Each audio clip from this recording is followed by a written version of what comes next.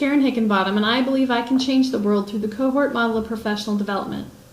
Halfway through last year, I knew two sets of conflicting information.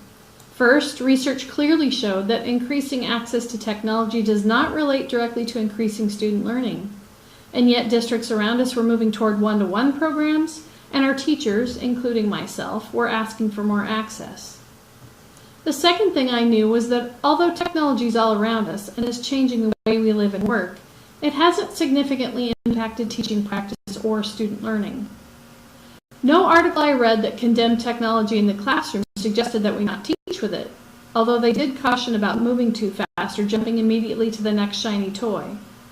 What they did universally recommend, however, was investing in targeted long-term teacher professional development. We knew here that we needed to influence changes in teaching practice if we were going to meet the needs of 21st century learners. And we needed to develop teacher leaders in buildings who could help sustain and scale up the work that we did with them. The plan that developed out of all the research and conversation was the Future Ready Teacher Cohort. It seemed the best model to address the need to provide time, tools, knowledge, support, and help change mindsets.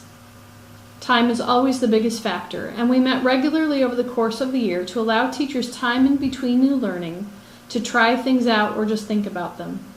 It clearly seemed to change the tenor of the conversations over the course of the year as their confidence in their tools and their skills increased. Access we addressed by giving each cohort member exclusive use of a mobile cart so they could become the expert and work out the bugs. This was a difficult decision for some to comply with, but we felt it was vital that cohort members have reliable access to experiment, practice, and have available for just-in-time learning with their students. The knowledge piece evolved quite a bit as we went through the process.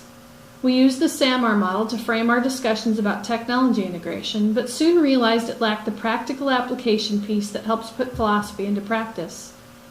Our original thought was to teach discrete skills during those meetings, but we soon discovered we needed to move slower and provide more time for discussion, reflection, and collaborative work, so we adapted our meetings based on the needs of the group. Changing mindsets is a much more difficult task. Learning's changed a lot, even in the last 20 years. The constructivist, hands-on, student-driven models that were thought of as pretty hippie in the past are finding new life in buzzwords like inquiry and problem-based learning, collaborative work groups, blended and personalized learning. In the back of our minds, we were hoping we could begin to get teachers to question traditional teaching practice and get them to take risks. We knew this wasn't going to be an immediate change, but we'd have to look at this as a slow process over the course of time. So we were careful not to push or set exceptionally high expectations for cohort members. We're considering our first year of the cohort as a wonderful start. We were lucky enough to work with a committed, thoughtful group of people who were willing to go along with us. And they were willing to put up with some uncertainty and let us learn along with them. In the meantime, I know a few more things with confidence going forward to next year. 1, teacher leadership takes many forms, some more overt than others. It takes time to develop the confidence and capacity to put yourself out there with your fellow teachers. And the cohort model has given us time to think about and practice new things and grow capacity in teachers to lead and share with others.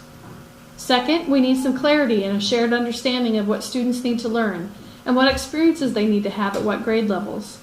If we can agree on a clear vision of what we want for our students, everything else will follow.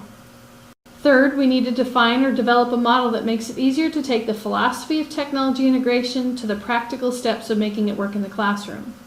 Once we have that, we can begin to create and find examples of what it really means for us to use technology to complement best practice. Finally, I need to grow as a teacher and learn as much as I can about instructional strategies so I can both model tech integration for the cohort members and find good tools and resources to support the work teachers are doing in the classroom. So my goals for next year's cohort work are to be even more intentional about modeling what we know is best instructional practice, offer student choice, create problem-based inquiry learning experiences, personalize their learning, keep it timely and relevant, develop clear models and examples of modification and redefinition, follow up with individuals on a regular basis, and continue celebrating the fabulous work that's just getting started in Snohomish.